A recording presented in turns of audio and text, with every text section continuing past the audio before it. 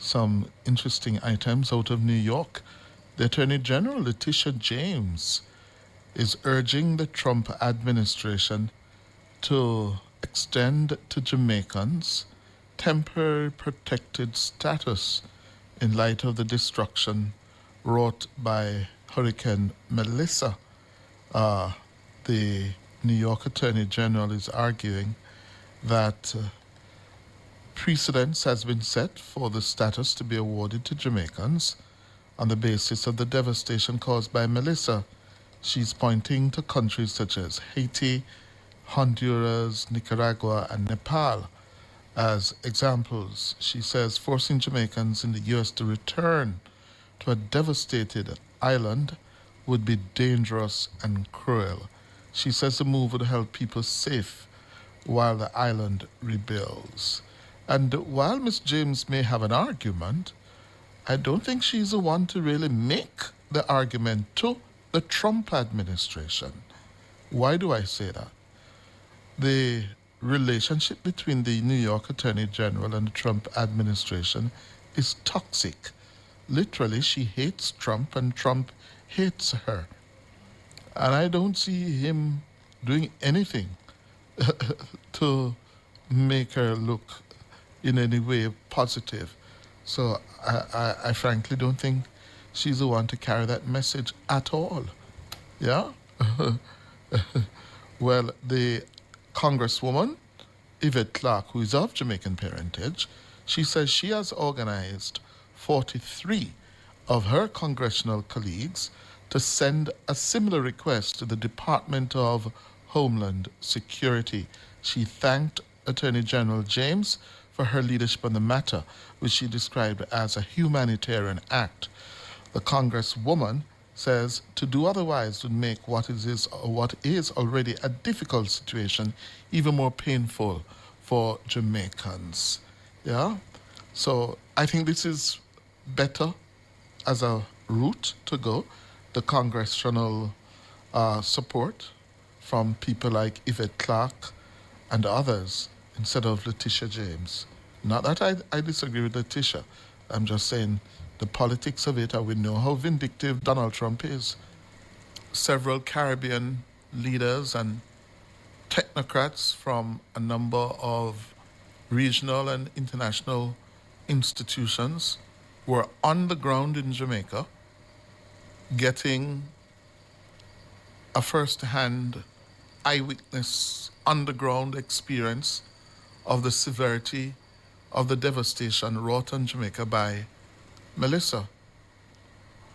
The Prime Minister, in speaking with the regional and international leaders, made the point that he and his government are now having to leverage Jamaica's strong fiscal position to make its case for considerable more help from the international community to recover, to rebuild Jamaica from the ravages of Melissa.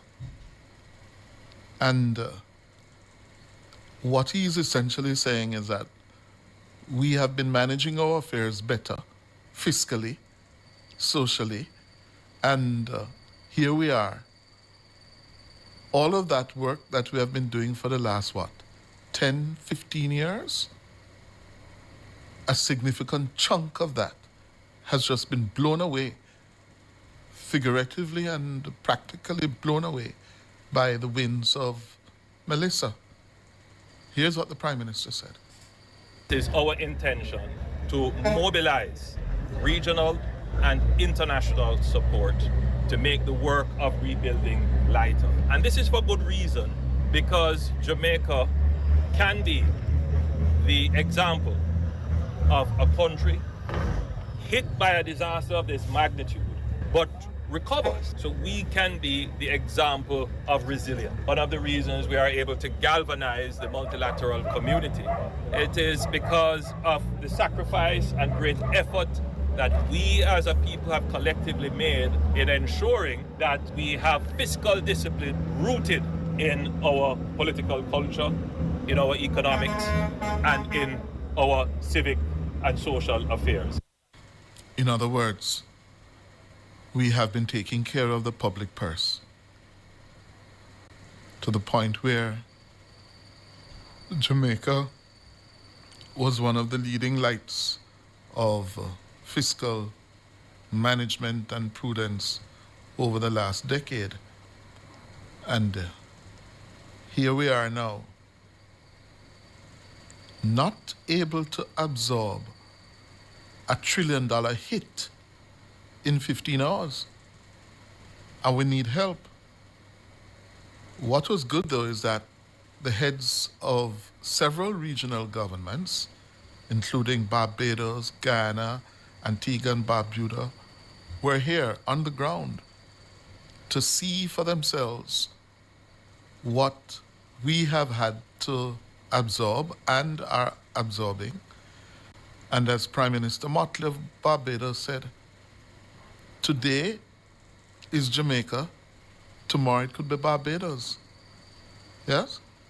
And Prime Minister Holness tried to drive home the point that much more will be required to restore the country to full productivity. Our financial situation is of great concern and it has to be managed carefully. I know that at this time there will be call for spending.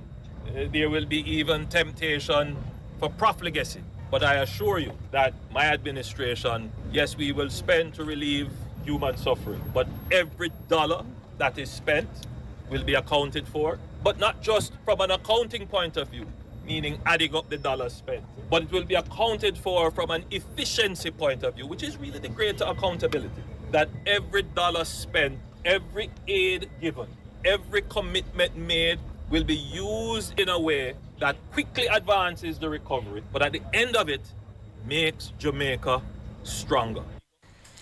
And that message from the Prime Minister is so critically important because there are people in high places and low places who are licking their lips, yeah, at the prospect of what?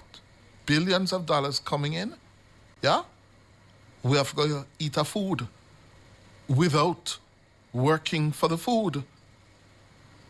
A lot of people, including some in his own party and administration, who are licking their lips at the prospects of benefiting personally, yeah, without doing the work for the rebuilding and recovering of the country. And he's going to have a hard time facing them down. Yes, I saw a message coming into me yesterday, a man saying that, listen, Holness is more interested in dealing with the debt to GDP numbers than relieving the suffering out there. And I had to say to him, you can't relieve the suffering out there if you don't take care of the debt to GDP numbers. Yes? And the fiscal state of the country. You can't help people without having the ability to do so. And that means cash.